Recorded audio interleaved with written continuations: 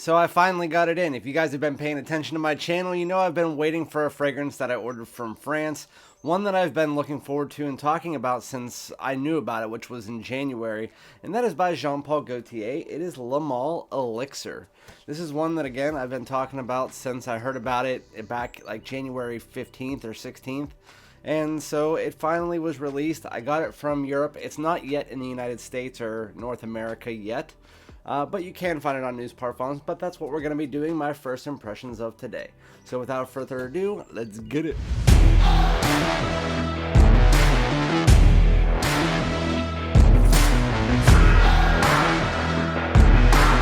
Alright, my great smelling dudes, welcome back to my channel. My name is Randy, aka FragranceDoud, back with another fresh release in the 2023 men's fragrance community. And this one, again, I'm just going to tell you right off the bat. Usually I don't, but this is by Paul Gaultier. It is Male Elixir. I already took the outer cellophane off because the last time I did a review of one of these canisters, I couldn't get it off. So this is Paul Gaultier's Male Elixir. They come in a 75 and 150 milliliter. I've been looking forward to this since I saw that it was going to be released back in January. I was the first one to really talk about it. And then after May 1st, they released it in France, I believe, was the first country, and then they released it in all of Europe. We still haven't got it in the United States or anywhere in North America or the rest of the world unless you're like in the UAE. But with that said, Male Elixir, you can find it on newsparfums.com. You just have to translate the site, and it's a lot cheaper than you would get it retail in the USA. So, again, gold canister, nothing else really to it, 75 milliliters. Ooh. Nice. And then we have the red velvety bottom, just like all the rest of them. Who gives a crap? And then we have this. So it's still that naked man bottle with the stripes. And then we have this almost like gold corduroy. It's like they wrapped gold around it and then melted it. And then you have a different key ring than you have for the rest of them, which I usually just take those off and throw them away. But with that said, I'm going to spray this on my hand. We'll check out the atomizer. Actually seems like it's nicer than the other ones. That's interesting. Whenever I do my full review of this, I'm going to compare it to the other atomizers in the line and see if I'm right about that. It seems like it has a wider dispersion and almost like a pressurized amount. So, okay. All right. Leaving like a film on my tongue. I think it's a little bit too strong. It's leaving a film on my tongue. So I heard things about this, that this was fantastic, and honestly, it's not doing anything for me right now. It's a really heavy, dense tonka, a nice like undertone of benzoin that's providing almost this resinous thickness, and then you have a little bit of lavender and almost like a fruity freshness. Even though this is not a fresh fragrance, this was released at the wrong time. I understand there's parts of the world where it's still cold, but as far as the rest of the world that is moving into spring and summer right now, I can tell you this is not a good time to release this fragrance because this is a fall and winter heavy centric fragrance. You cannot wear it out of it. As soon as I'm done my first impressions and full reviews, this is going into the back of the collection. I won't be able to wear it until at least, I would say, October. So a lot of people were talking about this. Some people were saying, one of my subscribers told me before I got this, they wanted to know when I got it if I could tell them if it smelled like Mugler's Amen Pure Havane. No, it doesn't, but you can smell it. There is almost that honey patchouli mixture in the background. There's a little bit of tobacco here, but just because something has tobacco, honey, and patchouli doesn't mean that it smells like Amen. There is a little underlying tone of the Amen in here that you can tell is definitely prevalent, but it definitely doesn't smell exactly like Pure Havane or a clone of it, anything like that. To me, what this smells like and what this is going to be more compared for people is this is going to be more compared to the 1 million elixirs of the world, Scandal Le Parfum. Stuff like that. I'm also getting a little bit of the Male Le Parfum in this. So what I'm going to do is I'm going to let this dry down for about 5 to 10 minutes, and then once ever I figure out exactly what it smells like, I'll come back, let you guys know, give you an update, and then we'll be right back. Hey everyone, so we are back at 1 hour mark of Le Male Elixir. So what do I think about it? Honestly, it's not as what it was hyped up to be. At least for the first 40 minutes here. So when I first sprayed it on, I thought it smelled pretty good.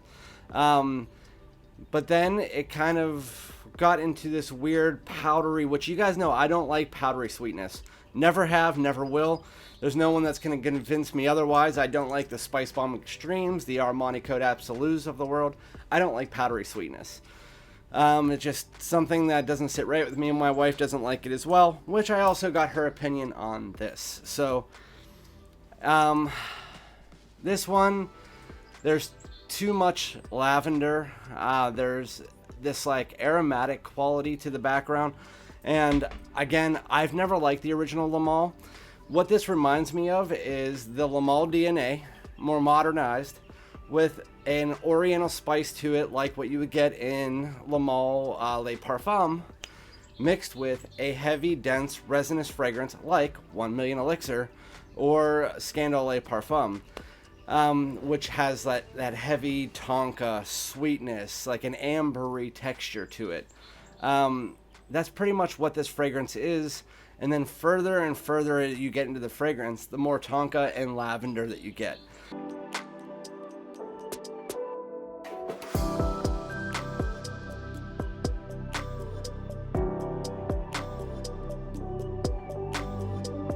Again, I'm not a fan of 1 Million Elixir. I'm not a fan of the original Le Male. So you put that all together, and it's not really something that I like. I was really hoping to like this. It's just there was a lot of people that were hyping this up, telling me how great it was, stuff like that. At this point in time, it's not doing anything for me. Again, it's a fall winter fragrance. Maybe it'll grow on me, but at this point in time, I'm just saying my honest truth. I mean, you can love it as much as you want to love it. It's just this heavy, dense, powdery tonka with that lavender. It's just a bunch of notes put together that I am not a huge fan of in sweet fragrances. Again, I like tonka bean, but not whenever it's that powdery, heavy tonka. I don't mind lavender, but whenever it's the centerfold of the fragrance, kind of like what you get in Invictus Victory, I don't like that. That's a perfect example. Invictus Victory is powdery vanilla with a lavender, and those are the main two notes in the fragrance with a spice to it. And this is kind of like that. It doesn't smell like it. Again, this smells more like the Le Male DNA mixed with something like Scandal Le Parfum 1 Million Elixir. I really do like Scandal Le Parfum. There was a difference about that. It wasn't as powdery. But yeah, overall with this fragrance in the opening, I'm still not going to say it's a bad fragrance. I still think that it's a heavy fragrance that a lot of people are going to like. I'm going to give it right now, for me, a 7 to a 7.5 out of 10. It's still not doing anything special for me. There's a lot of other fragrances that I would rather worn. I'll probably revisit this in a few months and then sell it if I don't like it. But Le Male Elixir for me is just kind of a little bit of a letdown. It's things that you've smelled before. It's not doing anything new. I've never been a huge fan of the line outside of Ultra Male and Le Male Le Parfum. Like the original flankers, any of the special editions. So, I mean, obviously make up your mind about it. If you like the Scandal Le Parfums, the 1 Million Elixirs of the world, if you like the heavy, dense sweetness mixed together with some powdery tones, then you might like this fragrance. It's just there's a lot of things in this fragrance that are putting together a lot of things that I don't like in fragrances. So personally for me, I would say that I would give this personally like a 5 or a 6. It's just not up my aisle. But if I was just speaking without my personal feelings and putting those aside, I'd probably say it's like a 7.5. I still don't think this is anything fantastic that you need to have immediately. But that's just my opinion. Maybe it'll change in my full review. That has happened before, and we will see. So Let me know in the chat if you've tried this, what you think about it, and again, I'll be back with another video. Make sure to like, comment, subscribe. Peace out.